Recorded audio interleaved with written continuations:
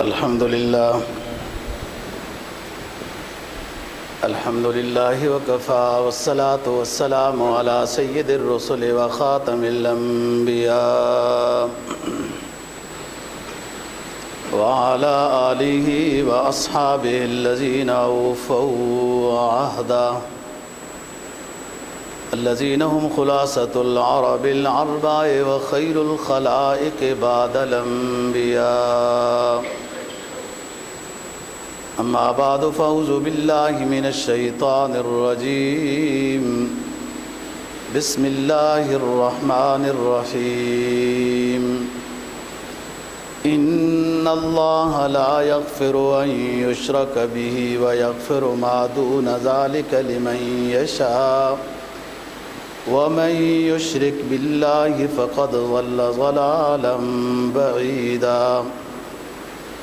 قال النبي صلى الله عليه وسلم إن الله عز وجل ينزل ليلة من نصف شعبان إلى السماء فيغفر لأكثر من عدد شعر غنم بنو كلب. صدق الله العظيم وصدق رسوله النبي الأمي الكريم ونحن على ذلك لمن الشاهدين والشاكرين والحمد لله رب العالمين. سورہ نساء 5ویں پارے کی ایک آیت کریمہ تلاوت کی ہے اور جناب نبی پاک صلی اللہ علیہ وسلم کا ایک فرمان تلاوت کیا ہے جس کو امام ترمذی نے روایت کیا ہے. آیت کریمہ کا مفہوم یہ ہے ان اللہ لا یغفر ان یشرک بہ. اللہ تعالیٰ آخرت میں مشرک کو معاف نہیں کرے گا.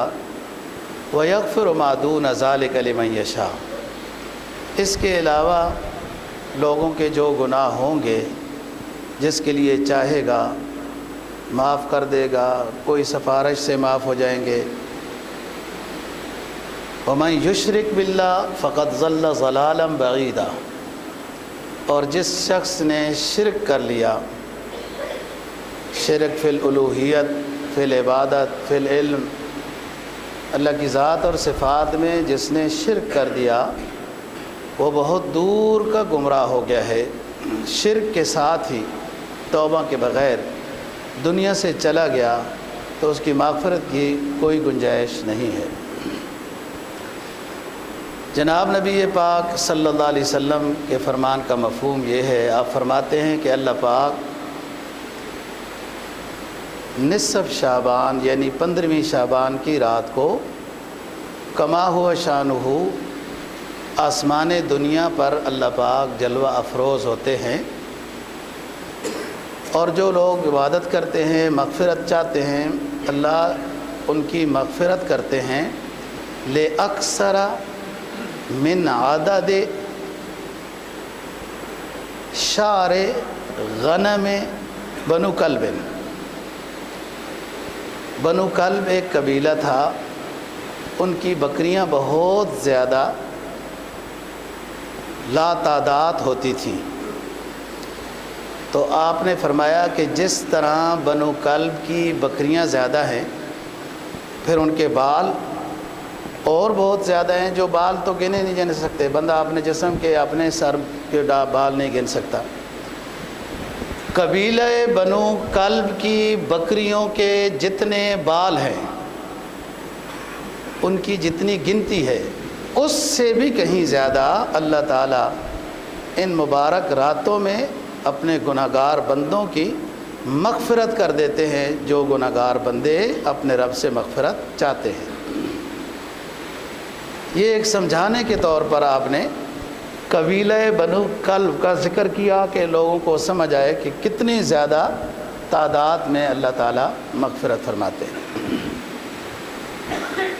آج کی گزارشات میں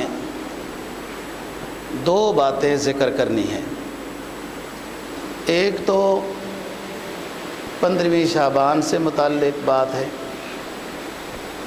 اور دوسری بات یہ ہے کہ ان مبارک گھڑیوں میں، مبارک راتوں میں، جس میں شعبان داخل ہے، ہر روز تہجد کی نماز داخل ہے، پورا رمضان داخل ہے، لیلۃ القدر داخل ہے، عید کی راتوں کی بھی بڑی فضیلت ہے، حج عمرے کے بھی، وہ خاص راتوں کی بھی، ان دنوں کی بھی بڑی فضیلت ہے۔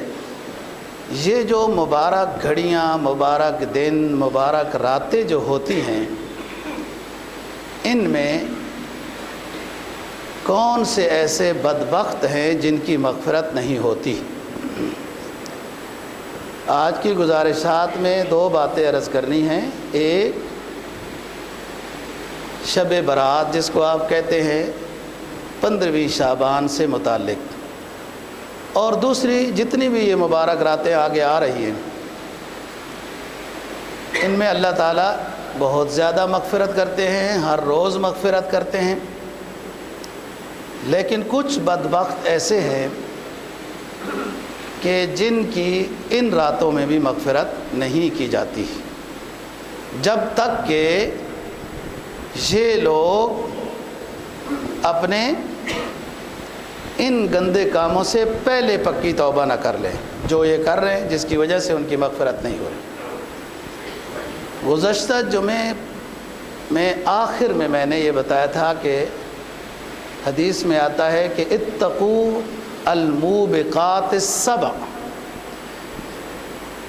7 ہلاک کر دینے والی چیزوں سے بچ کے رہا کرو، 7 ہلاک کر دینے والی چیزوں سے بچ کے رہا۔ ہلاک سے مراد یہ ہے کہ اللہ ان سے ناراض ہو جائے گا، عذاب ہوگا تو ہلاکت میں مبتلا ہو جائیں گے، جس میں ایک شرک تھا، دوسرا سحر ہے، تیسرا سود ہے، چوتھا تہمت لگانا ہے، 5واں بلا وجہ کسی کو قتل کرنا ہے، 6واں یتیم کا مال کھانا ہے، اور 7واں میدان جنگ میں جا کر واپس بھاگ کے آ جانا ہے۔ ان 7 مہلکات سے بچو، جن کا جس کے ساتھ واسطہ ہے۔ اب ایک بندہ جنگ میں گیا ہی نہیں ہے تو وہ تو ابھی فی الحال اس کے اوپر یہ حکم نہیں۔ باقی تہمت لگانے کا رواج عام ہے، غیبت تہمت کا، یتیم کا مال کھانا، ویسے بھی کسی کا مال کھانا بہت بڑا جرم ہے، لیکن یتیم کو تو دینا چاہیے، الٹا اس کا کھا رہے ہیں۔ اسی طریقے سے بلا وجہ قتل کرنا، جادو کر کے کسی کو تابع کرنا، کسی کو برباد کرنا، کسی کو کیا کرنا، یہ دنیا نے ترقی کی ہے۔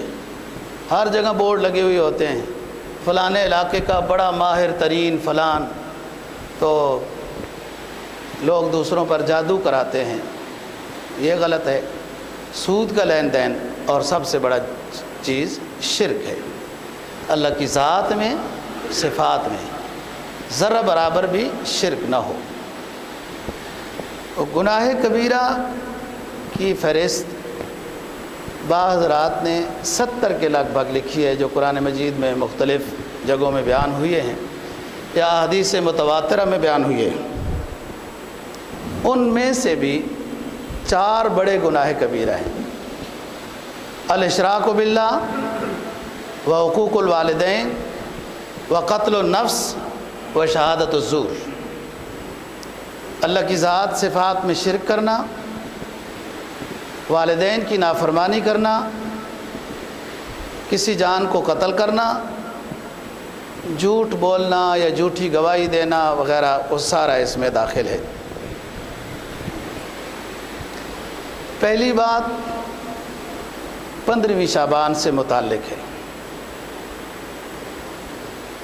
جو 7 مہلکات آپ کو بیان کی ہیں، اسی طرح کی 7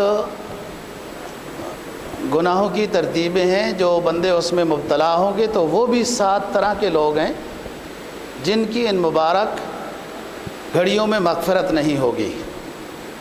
اس میں بھی ایک شرک کفر والا، دوسرا قتل نفس، تیسرا کینہ ور، چوتھا والدین کا نافرمان، پانچواں قطع تعلقی، رشتہ داروں سے قطع تعلقی کرنے والا، چھٹا شراب کا عادی، اور ساتویں وہ عورت ہے جو گندے کام کے ذریعے سے پیسہ کماتی ہے۔ یہ 7 لوگ جب تک ان گناہوں سے پہلے توبہ نہ کریں، ان مبارک گھڑیوں میں بھی ان کی مغفرت نہیں ہوگی۔ ویسے ٹائم ضائع کرتے ہیں تو کرتے رہیں، جب تک ان گناہوں سے توبہ نہیں ہوگی پکی۔ پہلے ہم بات کرتے ہیں شب برات سے متعلق۔ شب برات یہ فارسی لفظ ہے، برات والی رات، کہ اس میں اللہ کی طرف سے بری ہو جاتے ہیں لوگ جہنم سے، یا یوں یا اس طرح۔ شب برات کی حقیقت سے متعلق 3 گروہ ہیں علماء کے۔ ایک گروہ شب برات کا بالکل انکار کرتا ہے کہ 15ویں شعبان کی کوئی فضیلت نہیں ہے، کوئی جاگنے کی ضرورت نہیں ہے، اور روزہ بھی نہیں ہے، اس کی کوئی حیثیت نہیں ہے، اس میں عبادت کرے گا کوئی تو گنہگار ہوگا۔ اس حد تک وہ افراط میں چلے گئے ہیں، اور جو روایات ہیں ان کو وہ ضعیف کہتے ہیں۔ یہ گروہ الگ رکھ دیتے ہیں۔ ایک دوسرا گروہ ہے جو تفرید کا شکار ہے، شب برات کی فضیلت کا تو قائل ہے، لیکن مزید اس نے اس میں یہ کچھ عبادات کی ترتیبیں بیان کر دی ہیں کہ فلانا ذکر اتنے 100 مرتبہ کرنا، اتنے نفل اتنی مرتبہ پڑھنے، فلانی تسبیح اتنی دفعہ کرنی ہے۔ یہ تفرید کا شکار ہو گئے ہیں۔ کچھ ایسی چیزیں گھڑ دی گئی ہیں کہ 100 نفل پڑھنے ہیں، کل سورہ اخلاص اتنی مرتبہ پڑھنی ہے، فضیلت کے قائل ہونے کے ساتھ کچھ اس میں اضافہ کر دیا ہے جو ثبوت نہیں ہے۔ یہ تفرید کے شکار ہو گئے، وہ تفرید کے شکار ہو گئے، یہ افراد کے شکار ہو گئے۔ جنہوں نے انکار کیا وہ تفرید کا شکار ہو گئے، جنہوں نے اضافہ کیا وہ افراد کے شکار ہو گئے۔ اب ایک گروہ اور ہے جو شروع سے لے کر اب تک ایک مناسب اعتدال والا مسلک رکھتے ہیں، جس میں ائمہ 4 بھی داخل ہیں۔ میں ابھی تفصیل عرض کروں گا، مختصر سی بات کروں گا۔ احادیث میں فی الجملہ شب برات کی فضیلت ثابت ہے، اور وہ حدیثیں ضعیف ہیں، اور یہ جملہ جس کو علم دین کے ساتھ، پڑھنے پڑھانے کے ساتھ ذرا بھی رشتہ نہ ہو، وہ بھی اپنی مجلس میں کہہ دیتا ہے کہ فلانی حدیث ضعیف ہے، اور اگر اس سے پوچھا جائے کہ ضعیف حدیث کا مطلب کیا ہے تو اس کو نہیں پتہ ہوتا۔ یہ ایک محدثین کی اصطلاح ہے۔ احادیث خبر واحد، حدیث مرسل، حدیث ضعیف، حدیث مشہور، حدیث متواتر، حدیث حسن، حدیث حسن لعینہ، حدیث حسن لغیرہ، حدیث موضوع، متروک، مردود۔ یہ اصطلاحیں ہیں جو محدثین نے علماء کو، دینی طالب علموں کو سمجھانے کے لیے یہ اصطلاحیں مقرر کی ہیں کہ حدیث متواتر کس کو کہتے ہیں، حدیث مشہور کس کو کہتے ہیں، حدیث مرسل کس کو کہتے ہیں، حدیث ضعیف کس کو کہتے ہیں، خبر واحد کس کو کہتے ہیں۔ یہ عوام کا شعبہ نہیں ہے کہ حدیث کے بارے میں اس انداز میں بحث کرے۔ یہ ہر عالم کا شعبہ بھی نہیں ہے، عالم کے بھی درجے ہیں۔ جس طریقے سے آپ لوگوں کی طب جو ہے اس میں دل کے بارے میں ڈاکٹر اسپیشلسٹ ہوتا ہے، گردے کے بارے میں علیحدہ ہوتا ہے، گلے ناک کان کا علیحدہ ہوتا ہے، ایسے ہی علماء دین میں کچھ عالم حدیث میں اسپیشلسٹ ہوتے ہیں، کچھ فتویٰ دینے میں ماہر ہوتے ہیں، کچھ قرآن کی تفسیر کرنے میں ماہر ہوتے ہیں۔ ہر عالم کا کام بھی حدیث کے بارے میں بحث کرنا نہیں ہوتا، چاہے جائے کہ جس کو ضروریات دین کا ہی نہ پتہ ہو وہ بھی اپنے دفتر میں بیٹھ کر اس کو اپنے دفتر کا ہی کام کا سارا نہیں پتہ ہوتا۔ اس کے پاس تو انگلش میں لیٹر آ جائے تو 100% وہ نہیں پڑھ سکتا، جو اس کا کام ہے، جو وہ پڑھا ہوا ہے، جو اس نے نوکری اختیار کی ہوئی ہے، جو سبق پڑھا ہی نہیں ہے اس کے بارے میں وہ بحث کر رہا ہوتا ہے۔ یہ حدیث ضعیف ہے جناب، یہ حدیث تو خبر واحد ہے، یہ پتہ، یہ عالم کا کام ہے، اور آپ عالم بنیں، کوئی مشکل نہیں ہے۔ جو لوگ دفتروں میں کام کر رہے ہیں، 15 14 16 سکول کالجیں ماسٹر کیا ہوا ہے، ان کے لیے بھی عالم بننے کے راستے کھلے ہیں۔ ماشاءاللہ آپ کے اسلام آباد میں شام کو مغرب کے بعد کلاسیں لگتی ہیں، 8 سال کے کورس کے بعد جو انگلش پڑھے ہوئے ہوتے ہیں وہ بہتر انداز میں عالم بن سکتے ہیں، ان کو تو اس تعلیم سے بھی کچھ واقفیت ہوتی ہے، تو علم دین وہ عام طالب علم کے مقابلے میں زیادہ بہتر، لیکن جب تک نہیں پڑھا تو جب تک فتووں کی زبان روک کر رکھنی چاہیے۔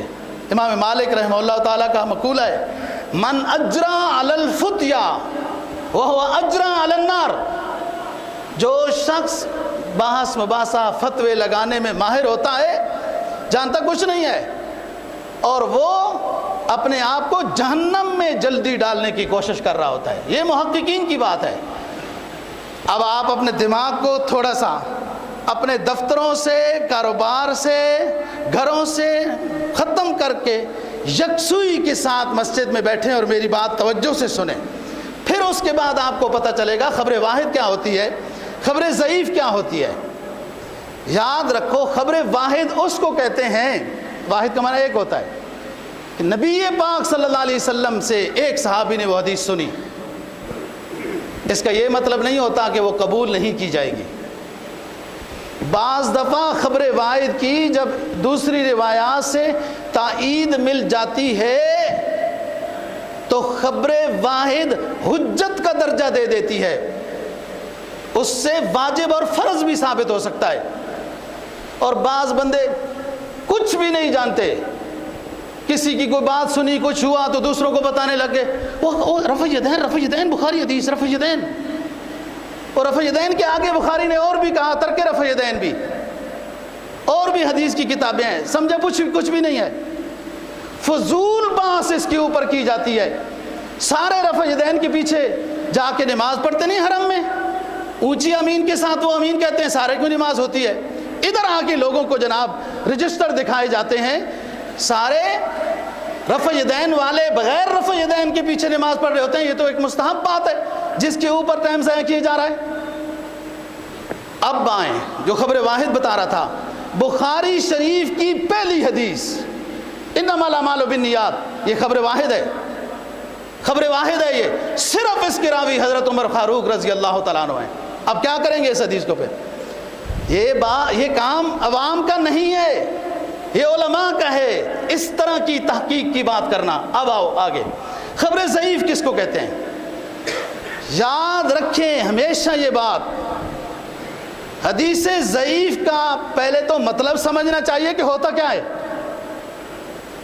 پھر اس کے بارے میں سبق سمجھنا چاہیے کہ جو حدیث ضعیف ہوتی ہے اس کا یہ مطلب نہیں ہوتا کہ اس کے اوپر عمل نہ کیا جائے۔ یاد رکھنا، یہ جو ہے نا محدثین کی اصطلاحیں ہیں، ایک ہے آپ ایک حدود آرڈیننس ثابت کرنا چاہتے ہیں حدیث سے، تو اس میں جو ہے نا وہ جو درجات حدیث کے میں نے ابھی بیان کیے ہیں، اور اس میں سے متواتر اور مشہور چاہیے۔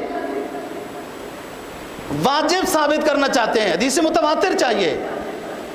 فضیلت ثابت کرنا چاہتے ہیں، اس کے لیے حدیث متواتر، حدیث مشہور، حسن لعینہ ہی نہیں ضرورت، اس میں خبر ضعیف بھی حدیث، خبر جو حدیث ضعیف ہے اس سے بھی فضیلت ثابت ہو جاتی ہے، جبکہ یاد رکھنا جبکہ وہ دیگر احادیث کے ساتھ ٹکراؤ نہ کر رہی ہو۔ اب آؤ، حدیث ضعیف کہتے کس کو؟ یہ میں نے اس کا حکم بیان کیا کہ حدیث ضعیف کا یہ قطعاً مطلب نہیں ہوتا کہ اس کے اوپر عمل نہیں کرنا،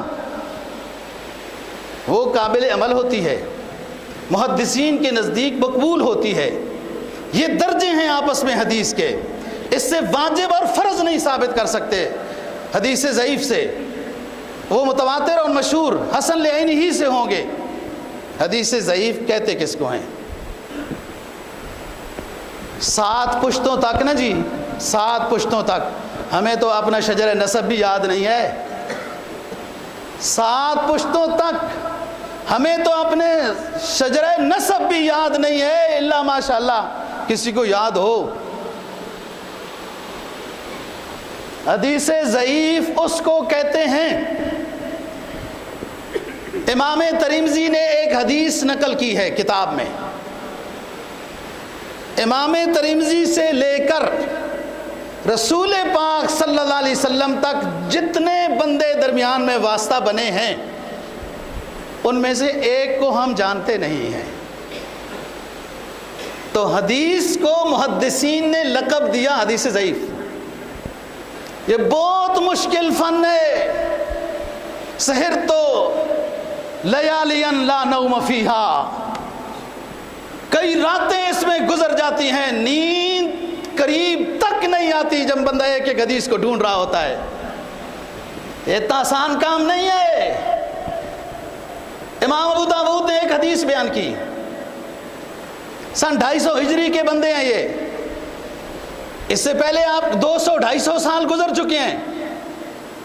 یہ ان کے استاد، استاد کے استاد، استاد کے استاد، اور جا کے نبی پاک صلی اللہ علیہ وسلم تک یہ جو سلسلۃ الذہب، یہ سونے کی زنجیر جو جڑی ہوئی آئی سرکار دو جہاں صلی اللہ علیہ وسلم سے، امام ابو داؤد تک، امام ترمذی تک، امام نسائی تک، امام مسلم تک، امام بخاری تک، مسند احمد تک، مسند امام موطا تک، مسند امام محمد تک، مسند امام شافعی تک، مسند امام احمد تک، یہ جتنی زنجیر سلسلۃ الذہب رجال کی آئی ہے، ان میں ایک رجل ایسا ہے، ایک بندہ ایسا ہے جس کو ہم نہیں جانتے، جس کی وجہ سے حدیث کو یہ نام دیا گیا کہ یہ حدیث ضعیف ہے، ہم نہیں جانتے اس کو۔ اب دیکھو دونوں پہلو ہو سکتے ہیں نا جی، وہ بندہ اعلیٰ اور اچھا بھی ہو سکتا ہے، وہ بندہ کمزور بھی ہو سکتا ہے تقوی میں، لیکن ہم نہیں جانتے۔ اگر ہم جانتے ہوں تو لقب اور ہے، ہم نہیں جانتے تو دونوں پہلو ہیں اس میں۔ لیکن محدثین کا احتیاط دیکھیں، کمال کا احتیاط دیکھیں کہ وہ اس حدیث کو متواتر بھی کہہ سکتے تھے، مشہور بھی کہہ سکتے تھے، ایک بندے کو نہیں جانتے، اس حدیث کا نام دیا حدیث ضعیف۔ سمجھ رہے ہو بات؟ حدیث ضعیف کا یہ مطلب نہیں ہوتا کہ وہ قابل عمل نہیں ہے، وہ قبول نہیں کی جائے گی، ہرگز نہیں۔ اب آئیں ایک اور بات کی طرف۔ یہ حدیث ضعیف ایک سند سے آئی، یہی مفہوم دوسری سند سے بھی آ گیا، یہی، کیونکہ کئی صحابہ نے سنی، کئی لوگوں نے روایت کی۔ یہ جو بہت ساری کتابیں ہیں نا حدیث کی، ان کے جو رجال ہیں نا اوپر استاد ہیں، وہ مختلف ہیں۔ یہ حدیث جو ہم تک پہنچی ایک سند سے، اس کو محدثین نے ضعیف لکھا، ایک اور سند سے بھی یہ حدیث آ گئی، ایک اور سند سے بھی یہ حدیث آ گئی اسی مفہوم کی، ایک اور سند سے بھی یہ حدیث آ گئی۔ اب یہ حدیث ضعیف، میرا بلو ایلیا والا بابو، یہ حدیث ضعیف جو مختلف طرق سے آ گئی، مختلف اسناد سے آ گئی، یہ حدیث ضعف کے درجے سے نکل کر حسن کے درجے میں چلی جاتی ہے، کیونکہ کئی لوگوں نے اس حدیث کو روایت کر دیا ہے۔ بات سمجھ میں آئی؟ نہیں آئی تو کوئی بات نہیں، لیکن آپ کو اتنی فکر دینی ضروری تھی کہ یہ اپنی مجلسوں میں بیٹھ کے یہ لقب نہ دیا کرو، یہ حدیث ضعیف ہے جی، یہ تو چھوڑو جی، فلان ہے جی، ایسا نہیں ہے۔ آپ کو تو پتہ ہی نہیں ہے حدیث ضعیف کہتے کس کو ہے۔ لوگوں نے یہ سمجھا کہ حدیث ضعیف یہ ہوتی ہے کہ جو بندہ کمزور ہوتا ہے، حدیث ہوتا ہے جس کے پاس پیسہ کم ہوتا ہے وہ کمزور ہوتا ہے، وہ ضعیف ہوتا ہے۔ ایسی بات ہے، یہ محدثین کی اپنی اصطلاحیں۔ اب آئیں 15ویں شعبان کی فی الجملہ فضیلت جمہور علماء سے ثابت ہے۔ نہ یہ کہتے ہیں یہ علماء کہ اس کی حقیقت کچھ بھی نہیں، نہ یہ کہتے ہیں کہ جو حضرات نے اپنی طرف سے کہا 100 رکعتیں پڑھنی چاہیے، فلاں پڑھنی چاہیے، ایسا بھی نہیں۔ فی الجملہ 15ویں شعبان کی فضیلت ثابت ہے، جاگنا فضیلت نہیں ہے، اس میں عبادت کرنا، عبادت میں مصروف ہونا یہ فضیلت ہے۔ رش بنانا، مسجدوں میں جلسے گاہ کی شکل دے دینا، ایک رولا ایک شور، ہم تو اسی کے بس اسی سے خوش ہوتے ہیں نا جی، یہ ایک نفلی عبادت ہے، جتنی تنہائی میں ہوگی اتنی اعلیٰ قبول ہوتی ہے۔ آپ کے گھر میں ہو تو جتنی ہو سکے، نہیں تو حضرت عثمان غنی رضی اللہ تعالیٰ عنہ کی روایت سنیے، فرمایا من صلی صلاۃ العشاء فی جماعت، جس شخص نے عشاء کی نماز جماعت کے ساتھ پڑھی، نصف لیل کا ان کو ثواب ملے گا، آدھی رات کا ثواب ملے گا۔ ومن صلی صلاۃ الصبح فی جماعت، جس شخص نے جس رات کی عشاء کی نماز جماعت کے ساتھ پڑھی ہے، صبح کی نماز بھی جماعت کے ساتھ پڑھ لی ہے، اس کو پوری رات کے ثواب ملے گا، ثواب کا۔ کم از کم اتنا تو کرے۔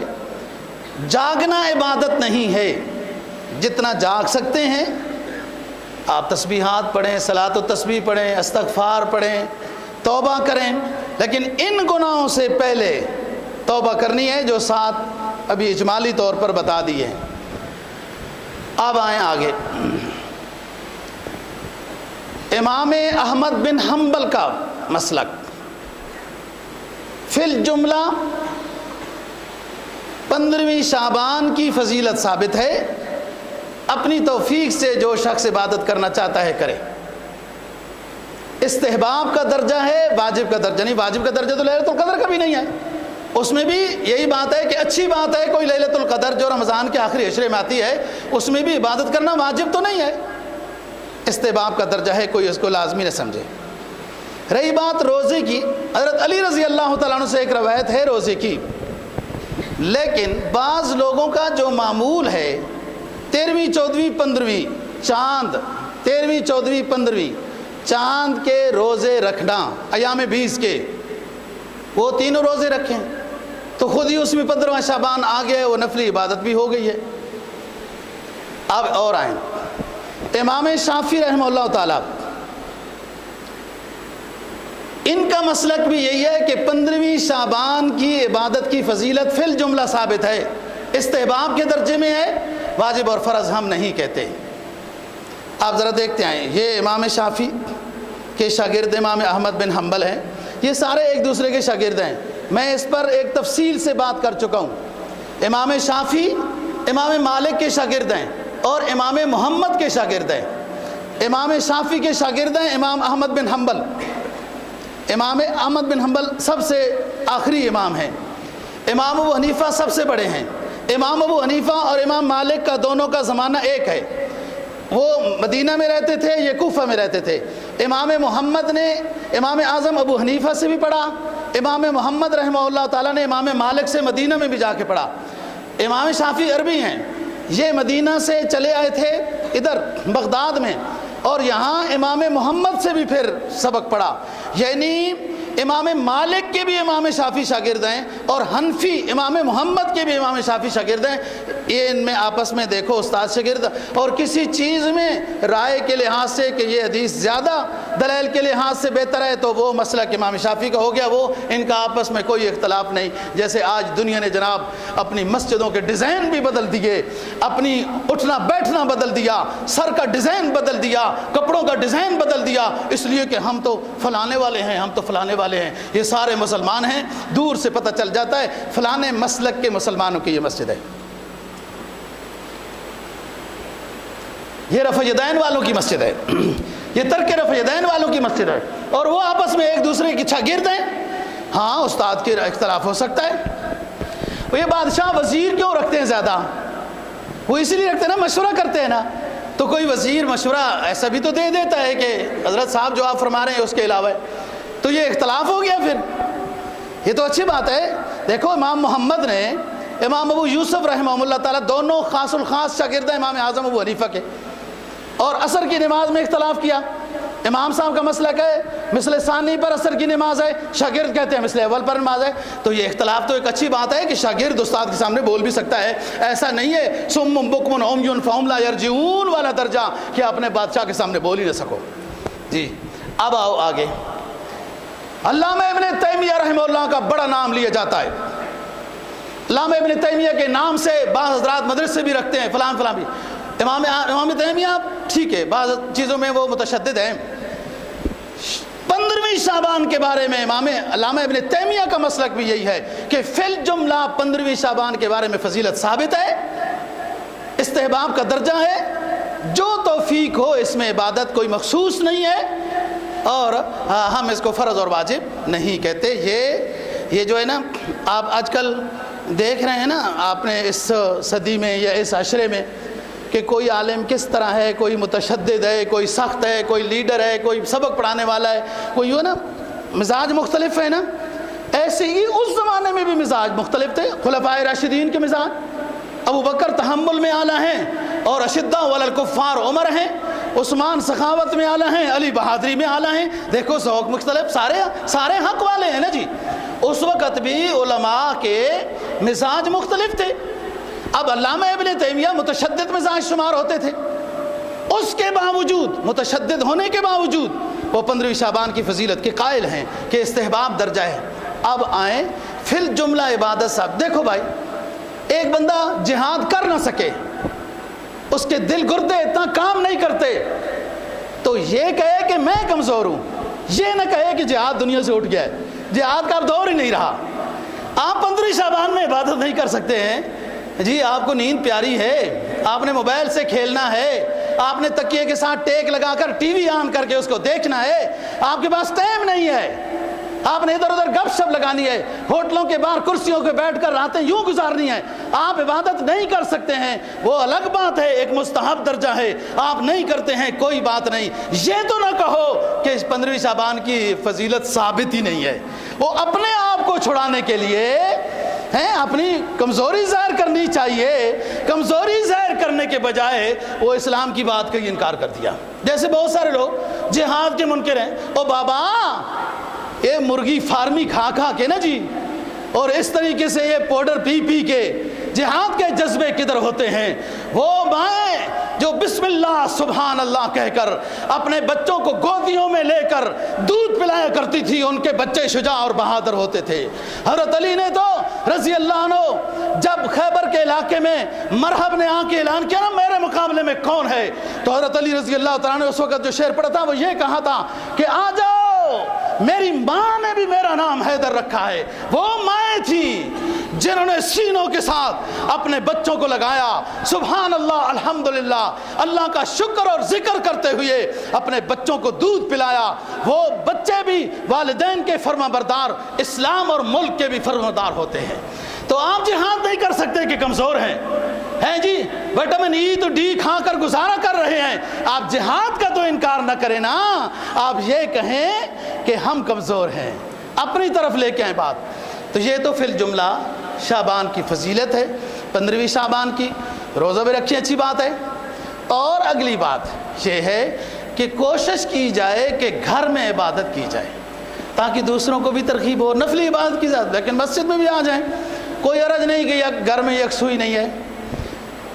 7 لوگ جن کی ان مبارک راتوں گھڑیوں میں، مبارک مہینوں میں بھی مغفرت نہیں ہوتی، پہلے وہ اپنے ان گناہوں کی معافی کرا لیں۔ ہم ان گناہوں کی تفصیل کے ساتھ بات کریں گے۔